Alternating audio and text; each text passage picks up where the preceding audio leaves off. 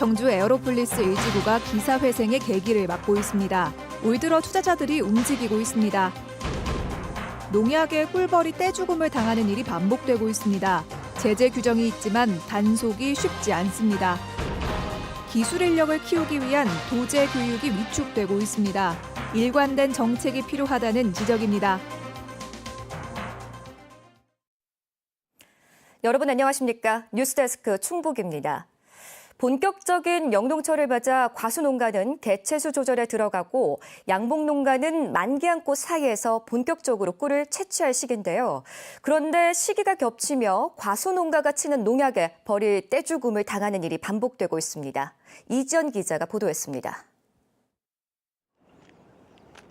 한 통에 평균 5만 마리의 꿀벌이 오가야 하는 양봉장. 날아다니는 벌이 가득할 때지만 내딛는 걸음마다 죽은 벌이 가득합니다.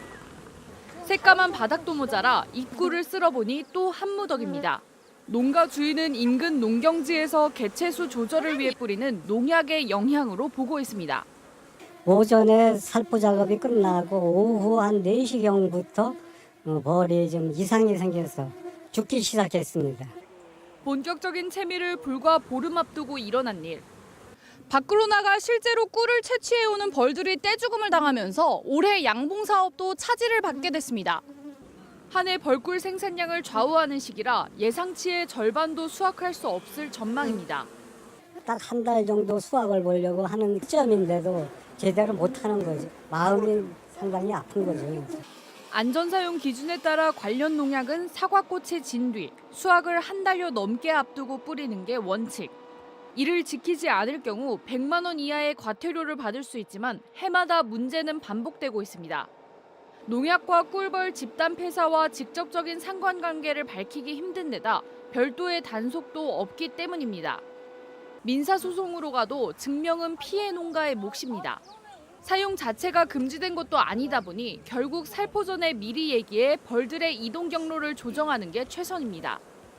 매개 곤충을 통해서 수분 수정이라고 하는 그 과정들이 진행이 되기 때문에 양봉이나 사과 농가분들이 잘 조절을 해서 협의를 해서 상생에 식물 번식과 농작물 생산에 영향을 주는 꿀벌의 활동.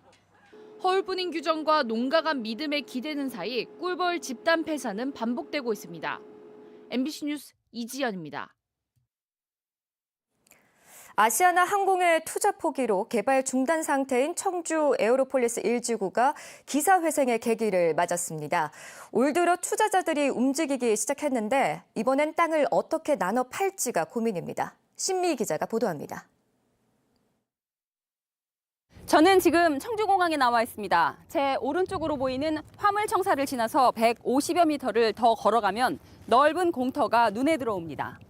우리는 이곳을 에어로폴리스 1지구라고 부릅니다.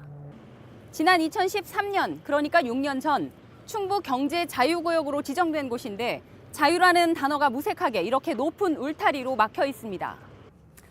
3년 전에 이곳에서 MRO 정비 사업을 하겠다던 아시아나가 갑자기 발을 빼면서 보시는 것처럼 13만 제곱미터가 미개발 상태로 남아 있습니다.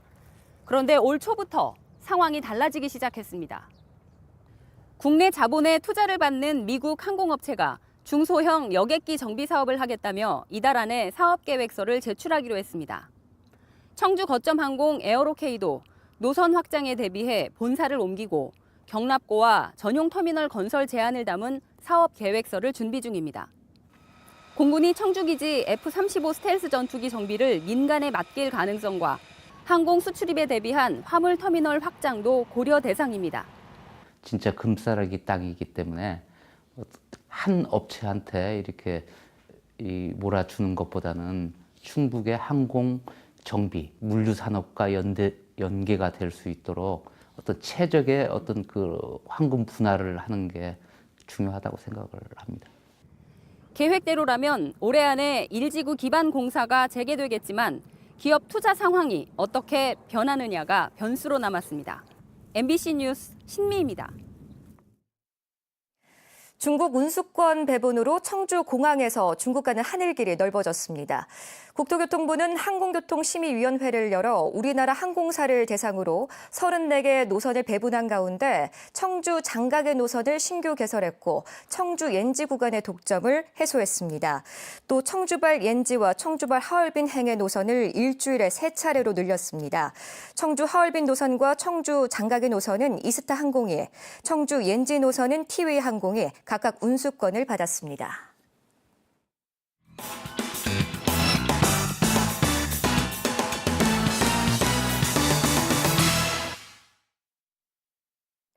우리 사회의 학력, 학벌 만능주의는 젊은이들의 노동시장 진입을 늦추고 일자리 미스매치를 심화시키는 위기로 이어지고 있습니다.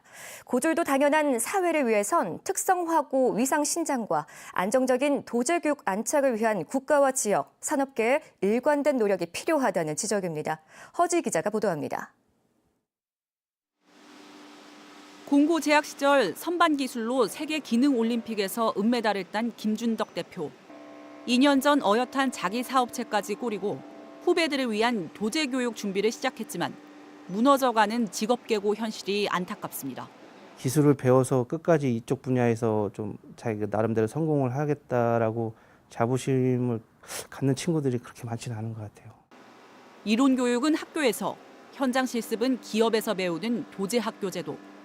하지만 최근 4년간 충북을 비롯해 특성화고에서 일반고로 전학 가는 사례들이 급격히 늘었습니다. 전국적으로 반토막난 취업률 때문입니다. 현장 실습이 값싼 노동 착취 수단이 됐다는 부작용 때문인데 참여 조건이 강화된 이후 참여 기업은 만고까지 3분의 1 급감했습니다. 정부는 최근 다시 조건을 완화하기로 했지만 사회에 막 진출한 견습생을 바라보는 방향부터 바로잡아야 한다는 지적이 나옵니다.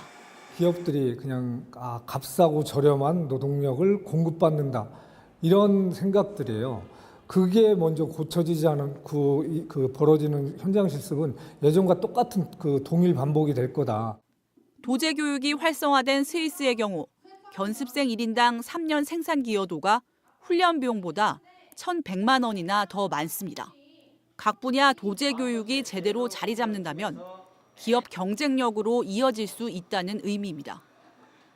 이를 위해 지자체장과 교육계, 산업계는 지역 산업과 연계한 기술인재 육성을 위해 협의회를 통해 중등교육에서부터 변화를 이끌고 도제교육생 일자리의 질 관리, 취업 후 기업 내에서 임금과 연계한 뚜렷한 성장 경로를 제시해야 합니다. 어떠한 후학습을 하면 이 사람들이 초급, 중급, 고급까지 성장할 수 있다.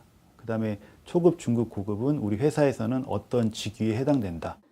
최근 정부는 고졸 취업 활성화를 위해 전문계고마다 노무사 1명씩을 배치하고 선취업, 후진학하는 고졸 취업생에겐 전액 장학금도 지원하기로 했습니다.